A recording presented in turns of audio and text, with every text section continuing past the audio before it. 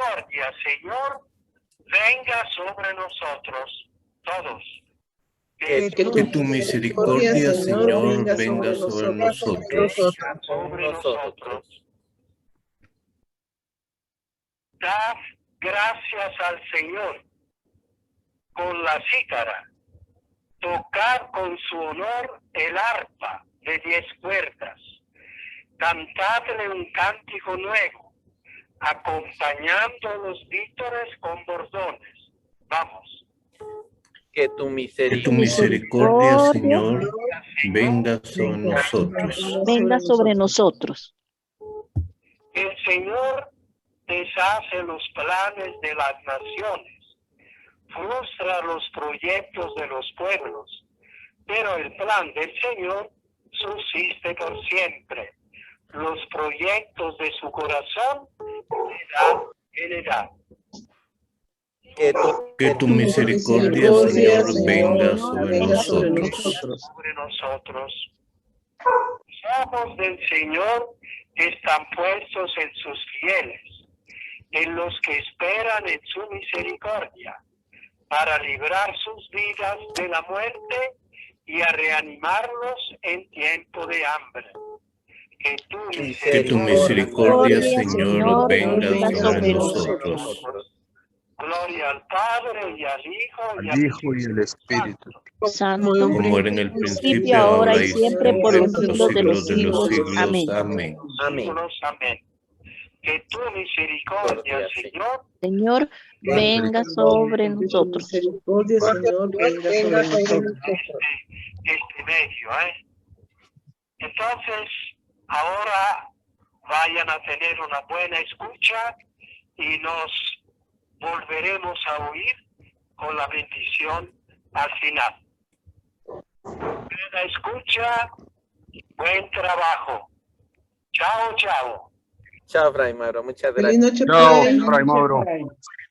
Feliz noche, Padre. Feliz noche, Fray. Noches. Entonces, ahorita vamos a ver el primer video. En este momento. Sí. Iniciamos.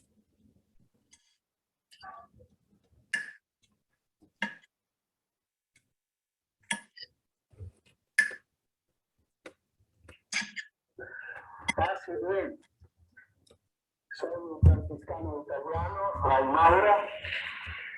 Estamos aquí ubicados en el Monte San Francisco, cerca de Puerta Parada, camino a Piedra Parada. 15 kilómetros a Piedra Parada. Aquí estamos en el claustro del convento. Detrás de mí, una fuente, una capilla, un árbol de esquisucho, el árbol de Santo Hermano Pedro.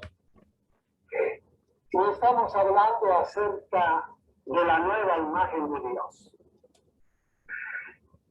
Hemos hasta ahora dicho que Dios es amor infinito, incondicional, gratuito. He insistido sobre eso, porque en realidad teníamos otra imagen. Una imagen que los obispos de Latinoamérica llamaron una caricatura. La imagen de un Dios que castiga, que manda desgracias, que manda la muerte. Nada de todo eso. Dios es el amor, nada más que amor. Y hemos dicho que todo lo que es malo, todo lo que hace sufrir y morir, no viene de Dios. Viene del mal uso de la libertad humana. Si nosotros nos fijamos en lo que está pasando, en lo que leemos en el periódico, de la desgracia, de los asesinados, todos nos damos cuenta que todo viene del mal uso de la libertad humana. Incluso el terremoto, que cualquiera diría, a eso sí, que el ser humano no tiene que ver. Y sí, estamos hablando de la muerte de la gente. La muerte de la gente no viene del terremoto, viene de la libertad mal usada de aquellos que construyen las casas, no como hay que construirla, que se roban a mejor el hierro, como sucedió en el terremoto de Nicaragua en 1972, el año anterior que yo llegara a Nicaragua, y pude ver todo eso. Incluso el terremoto no viene de Dios. Y tantos muertos también de los saludes, de todas estas cosas que nosotros decimos de la naturaleza. Si vamos a ver, al final está siempre la responsabilidad humana. Pero entonces, la Biblia, ¿qué? Esta tarde, o en este video, vamos a decir algo sobre esta cosa que de verdad nos hace quedar sin el aire, porque en la Biblia leemos siempre que es Dios que manda estas cosas, que manda matar, que hace perder al ejército israelí. Es siempre Dios que hace las cosas, las buenas y las malas. ¿Cómo es eso? Mire, la Biblia habla así por motivos que entendemos. Como ejemplo, vamos a escuchar lo que dice el profeta Ezequiel en el capítulo 9, versos de 1 a 6. Así dice el profeta. Dios,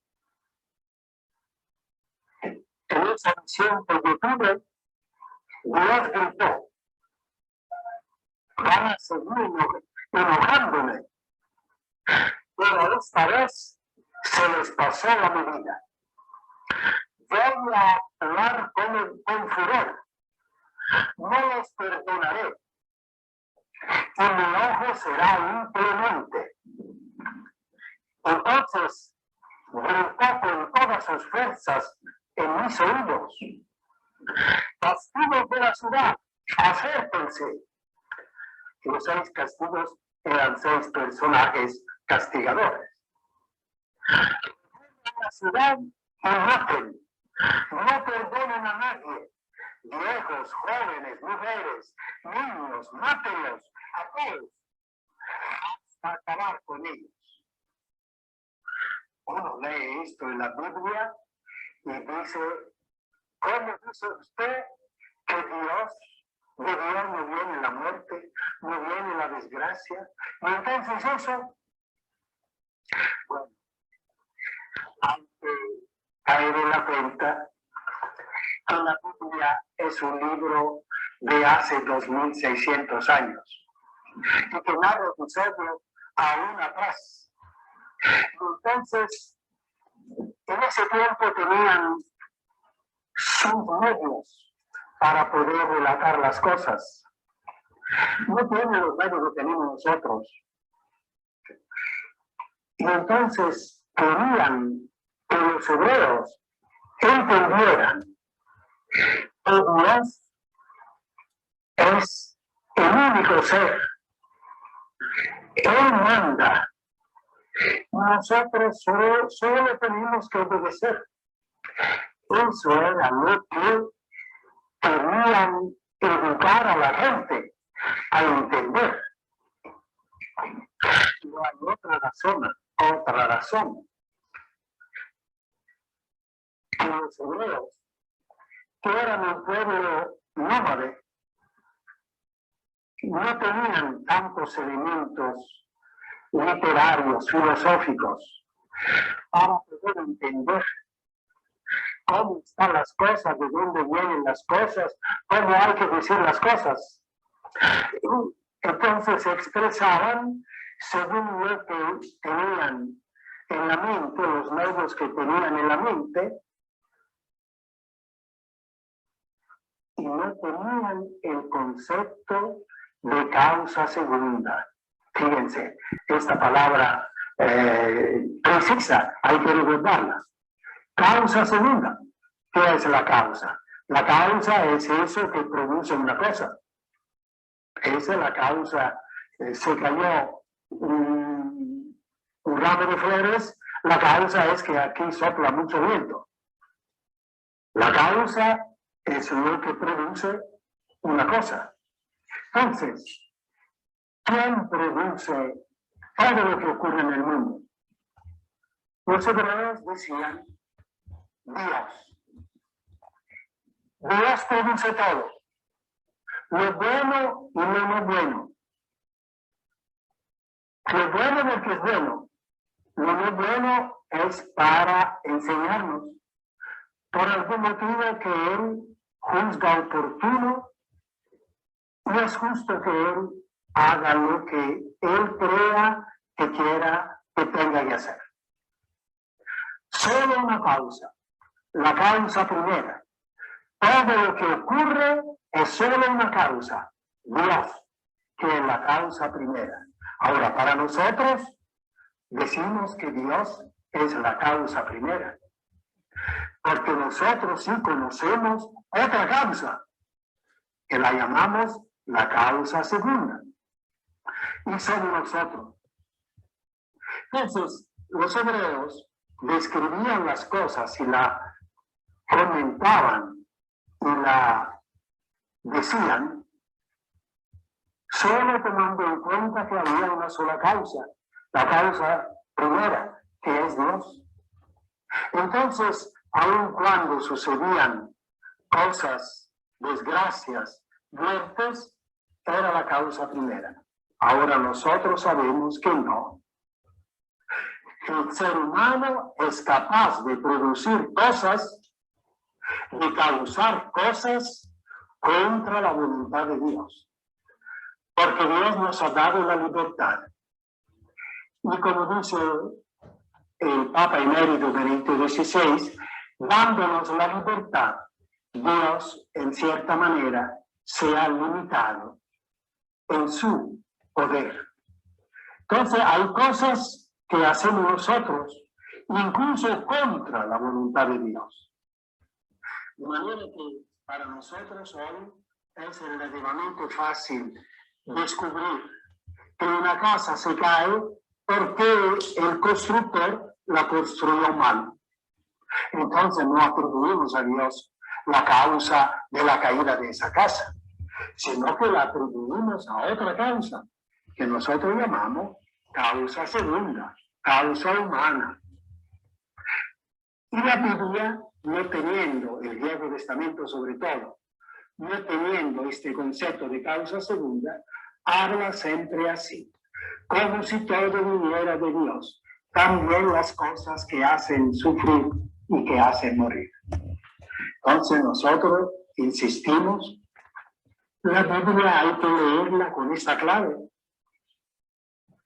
porque si no, con la otra clave no entenderíamos y más bien nos confundiríamos. Y pasaríamos a calumniar a Dios, que de todos los males que ocurren en esta tierra, Él es la causa. En realidad no. De Dios sale solo lo bueno, nada de lo malo, porque Él es solo amor, y un amor infinito, incondicional, gratuito. Así bien.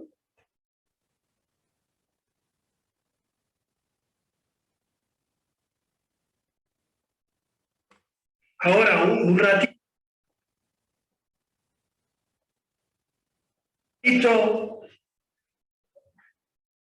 sobre lo que acabamos de escuchar. El escritor sagrado, uno dice, pero él no lo sabía todo. El Espíritu Santo no le decía cómo estaban las cosas. El escritor sagrado sabía como los demás seres humanos. No estaba adelantado a su generación. Y entonces en su generación, en su ambiente, en su cultura, por cierto, una cultura donde había entrado Dios y por lo tanto una cultura que se estaba, sabía lo que iba a hacer, a pasar alrededor, con sus principios, con sus criterios, con sus conocimientos. No más. El escritor sagrado tenía que comunicar la voluntad de Dios con los medios que tenía. Y eran medios antropológicos. Anoten esta palabra difícil. Antropológico, o sea, cómo el ser humano veía las cosas. Y a Dios lo pensaba siempre como un ser humano muy grande, muy poderoso, muy bueno incluso, pero con características de ser humano. Entonces, el escritor sagrado, para hacer entender bien a la gente que comportarse mal tenía consecuencias dolorosas, entonces le describía como cuando un niño se comporta mal y el papá lo castiga, lo hace sufrir. Como un obrero que en la viña se comporta mal, el patrón le hace pegar y lo hace sufrir. Así Dios hace para transmitir la enseñanza de que las cosas malas no se hacen. Hoy tenemos otros medios, estamos en otro plan, somos más capacitados para comprender ciertas teorías, ciertas cosas, y ya no se habla así. Incluso a los niños, ya en ciertas legislaciones, se dice que no hay que hablarles de castigo. Estamos en otra cultura. Entonces, hoy hay que hablar de Dios ya con los medios mejorados que nosotros tenemos. Esa frase de los obispos latinoamericanos que nos han transmitido una imagen de Dios que es una caricatura, no lo estoy inventando, ¿verdad? Para que estén claros, está en un librito. Si ustedes van en una librería católica, ustedes piden el año de Dios, de Dios Padre, el año de Dios Padre, del Selam, eso. Le dan este librito y ahí está todo lo que hemos dicho en cuanto a la caricatura. ¿Qué hora hemos hecho? Bueno, todavía tenemos bastante tiempo. Ahora, antes de pasar a lo que Carlos quiere decirles sobre el avance de estas cosas tecnológicas, bueno, tenga otro momento.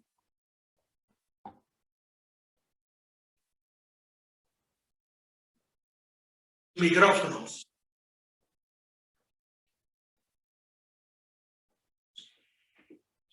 Miren, lo que estamos haciendo, estas cosas nuevas que a algunos pueden preocupar, no, son cosas que han hecho en todos los siglos y que hay que seguir haciendo porque el Espíritu Santo sigue instruyendo a la iglesia sobre las cosas de Dios.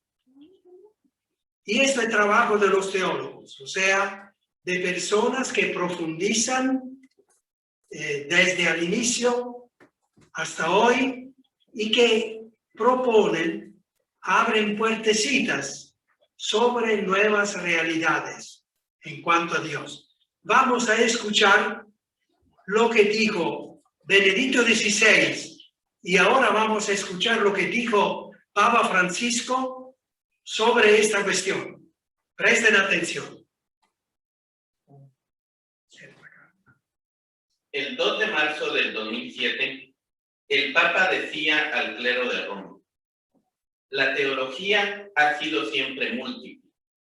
Pensemos en los padres, en el medioevo, la escuela franciscana, la escuela dominicana, etc. Como hemos dicho, la palabra de Dios es siempre más grande que nosotros. Por eso, no podemos agotar jamás el alcance de esta palabra. Y se necesitan enfoques diversos tipos de reflexión. El teólogo trata de encontrar pistas que respondan a las exigencias y a los desafíos de nuestro tiempo. Y por otra parte, que sea siempre consciente de que todo esto se basa en la fe de la Iglesia. Eso es lo que estamos haciendo. Vamos a escuchar de nuevo un parafito. Como hemos dicho, la palabra de Dios es siempre más grande que nosotros. Por eso, no podemos agotar jamás el alcance de esta palabra. Y se necesitan enfoques diversos tipos de reflexión. El teólogo trata de encontrar pistas que respondan a las exigencias y a los desafíos de nuestro tiempo. Eso es lo que estamos haciendo. Nuevos enfoques para poder responder a los desafíos de nuestro tiempo. Es hoy cuando nosotros nos encontramos a afrontar el problema del castigo, por ejemplo. Si en las escuelas ya no se puede hablar de castigo, los muchachos, las muchachas, si van al catecismo después y el cura le habla de castigo, ¿qué tiene que pensar? Que Dios castiga. Cuando en la Constitución o en las leyes se dice que ni hay que hablar de castigo. Estamos en un tiempo en que hay que descubrir enfoque distinto de la realidad de Dios. Eso es lo que estamos haciendo, pero siempre siguiendo la raíz, no despegándonos de la raíz. Es siempre un desarrollo que será siempre cuidado por el magisterio de la Iglesia, ese desarrollo. Si hay el teólogo o nosotros empezamos a decir cosas que no van de acuerdo con el desarrollo de la revelación, entonces el magisterio nos dice, no, esto no.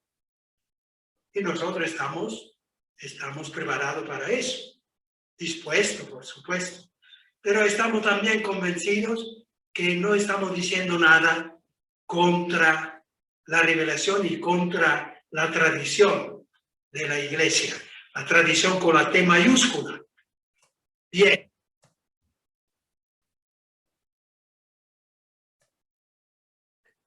Vamos a tener en este momento 5 minutos de descanso. Si tuvieran alguna consulta, por favor, hacérnosla llegar, ya sea por el chat o por este medio, por medio de voz.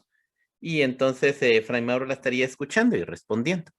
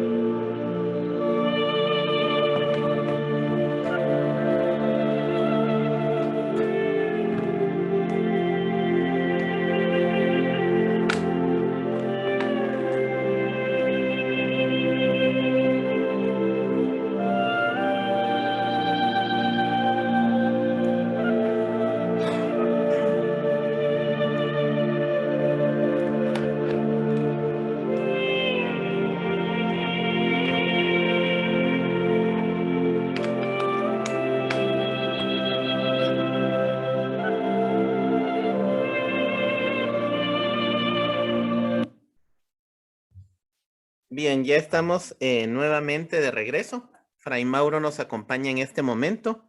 Tenemos una pregunta en este momento. Yo la voy a leer.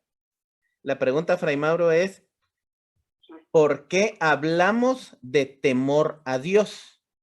Si Dios es un Padre misericordioso y amoroso que no nos castiga, ¿o es también un concepto de otros tiempos? Es un concepto de otros tiempos, o sea, no un concepto, un modo de decir que ya los santos padres han aclarado, también San Agustín. No es temor a Dios, sino temor de perder a Dios. No es miedo a Dios, miedo de Dios, sino es miedo, temor de perder a Dios. Es un temor filial. Es como el hijo, el niño que se preocupa siempre de agradar a su papá o a su mamá, hacer siempre lo que ellos dicen. Entonces, por eso procura hacer siempre lo que ellos dicen, porque tiene miedo que si no lo dicen, si no lo hace, ellos se sienten mal y él se siente alejado. Entonces, no temor a Dios, sino temor de perder a Dios. Ese es el concepto verdadero de esa frase, digamos que también es bíblica. ¿Sí? ¿Se entiende? Sí, Fray Mauro, ya respondieron, gracias. Sí, Fray, muchas gracias. Sí, ¿cómo? Muy bien. Adelante. ¿Alguien tendrá alguna otra consulta que no haya escrito y quisiera mencionar en este momento? ¿Cómo no?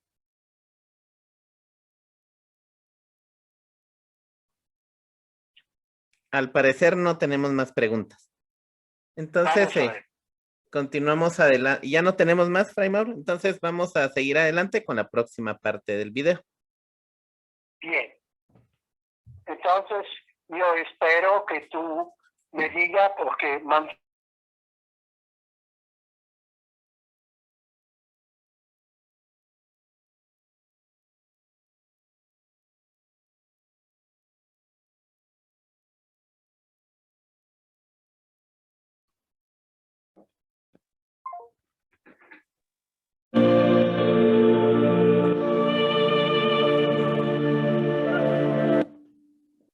Entonces vamos a las preguntas. Y se insiste sobre la pregunta del Dios Todopoderoso. A algunos les duele quitar un poco de poder a Dios, pero no somos nosotros que se lo quitamos. Es Él que quiso suspender la totalidad de su poder por amor, para que nosotros seamos personas libres, porque solo la libertad podemos amar. Si no tenemos libertad, si lo que decimos, lo que queremos, lo que decidimos, el Señor nos lo quita, entonces ha creado robots, no seres libres, capaces de amarlo, ¿verdad?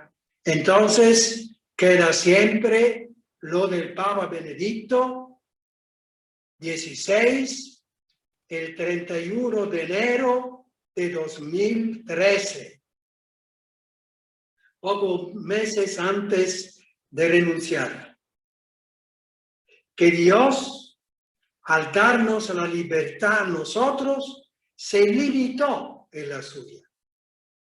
En este mundo, eso son elementos que hay que añadir a esta comprensión. En este mundo estamos hablando de este mundo. No estamos hablando de todo Dios, de todo el tiempo. No estamos haciendo a Dios más chiquito, menos poderoso. No estamos hablando solo de este tiempo. Solo de este tiempo. Mientras que nosotros estamos en este mundo y tenemos que decidir y tenemos que amar con nuestra libertad. Entonces Dios suspende su poder cuando nosotros decidimos otra cosa. Por eso, todo el mal que hay en el mundo, el sufrimiento que hay en el mundo, el mal que hay en Guatemala. ¿Cuánta gente dice, ¿por qué Dios lo permite? Es que Dios ni lo quiere, el mal que está en Guatemala, ni lo permite, solo lo tolera porque se ha limitado en su libertad, porque nos ha dado a nosotros la libertad. Se ha limitado en su poder, porque a nosotros, dándonos la libertad, nos ha dado cierto poder de oponerse a él y por lo tanto de generar el mal. Eso también es importante para que tomemos conciencia que el manejo de la libertad es cosa seria. Y el mal que hay en el mundo no hay que evadir y decir, bueno, lo quiere Dios, o incluso lo permite, entonces es Él. Pero entonces los jóvenes, cuando ven todo este mal en el mundo, cuando se les dice que Dios es bueno, es amor, es lógico que digan, y si es amor, y si es bueno, ¿por qué permite todo esto? Tenemos que aclararle las cosas, pero nosotros las tenemos que tener claras, ¿verdad? Si queremos usar la estadística para entendernos mejor, nuestra libertad le suspende a Dios el 80% de su poder. Porque hay otros que dicen, entonces, ¿para qué la oración? Entonces los milagros, es que yo no estoy diciendo, como Papa Benedicto, no está diciendo que a Dios se le quita todo el poder. Se dice que se limita en un poco de su poder. Entonces, Él tiene siempre el 80% de poder. El otro 20% lo suspende para permitir que nosotros decidamos si amarlo, cuándo amarlo, cuándo convertirnos. Eso. Ahí se limita. Vamos a escuchar de nuevo los 3 párrafos de lo que dice el Papa Benedicto XVI, el Papa emérito. Tengan bien cuidado. El 31 de enero de 2013, si lo pueden ir a verlo en el computador, en la computadora. Carlos, bien fuerte y con cierta pausa. Pero podemos preguntarnos, ¿cómo es posible imaginar un Dios todopoderoso mirando a la cruz de Cristo? Quisiéramos una omnipotencia divina que correspondiese a nuestros esquemas mentales y a nuestros deseos. Un Dios todopoderoso que venciera las potencias adversas, que cambiase el curso de los acontecimientos y anulase el dolor. En realidad, ante el mal y el sufrimiento, para muchos, para nosotros, resulta problemático, difícil creer en un Dios Padre y creer que es todopoderoso. Pero la fe en el Dios todopoderoso nos lleva por caminos muy diferentes.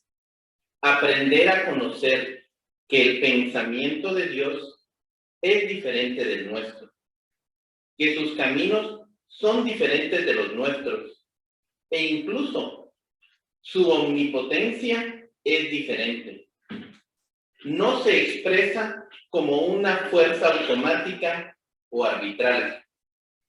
En realidad, Dios, al crear a criaturas libres, dándoles libertad, ha renunciado a una parte de su poder, dejándonos el poder de nuestra libertad.